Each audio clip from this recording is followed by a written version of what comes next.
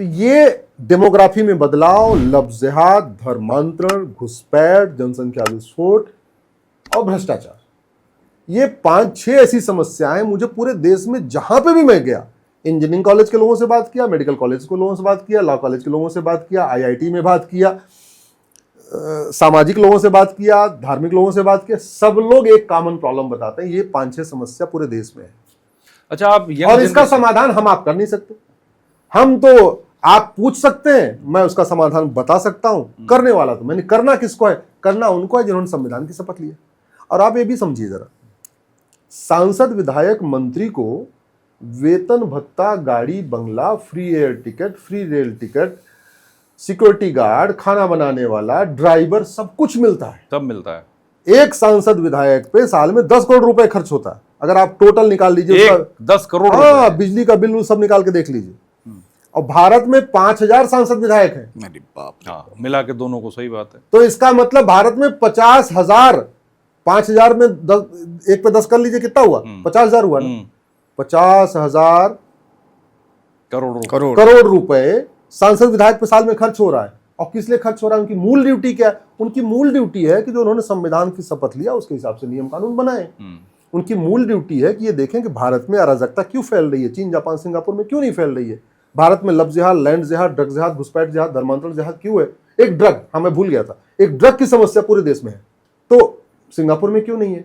ये हमारे संविधान की शपथ लेने वालों की ड्यूटी है, जिनके ऊपर टैक्स पेयर का साल में 10 करोड़ रुपए खर्च हो रहा है, कि वो अच्छे अच्छे नियम कानून ढूंढ के लाएं। अपना घर सुरक्षित बनाने के लिए 10 आर्किटेक्ट से बात करेंगे, अपना घर बनाने के लिए 10 मिस्त्री से बात करेंगे, अपना डेटा सुरक्षित करने के लिए आईफोन यूज करेंगे, अपना फोन हैक ना हो जाए, कंप्यूटर हैक ना हो जाए, उसके लिए एप्पल का मोबाइल, एप्पल की घड़ी और एप्पल का सब कुछ यूज करेंगे।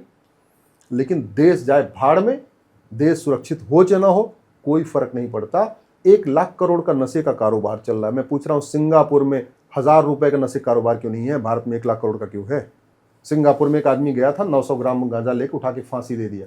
यहाँ 9-9 कुंटल गांजा मिलता है, लोगों को जमानत मिल रही है। चीन में एक आदमी, कंपनी का जीएम था, अपने वेंडर से पैसा लिया था, उठा के फांसी दे दिया। यहाँ कुछ हुआ था क्या? तो दुनिया, जो समस्या भारत में है ये लाइलाज नहीं है, जो समस्या भारत में है विश्वव्यापी नहीं है। सारे देशों ने अपने अपनी व्यवस्था के हिसाब से समस्याओं को टैकल करने के लिए काम किया। हमारे देश में ये 5000 सांसद विधायक मिलके तू मैं, आरोप प्रत्यारोप, नूरा कुश्ती, बतौलेबाजी, तू चोर मैं सिपाही, ये दुनिया भर की नौटंकी ज्यादा कर रहे हैं।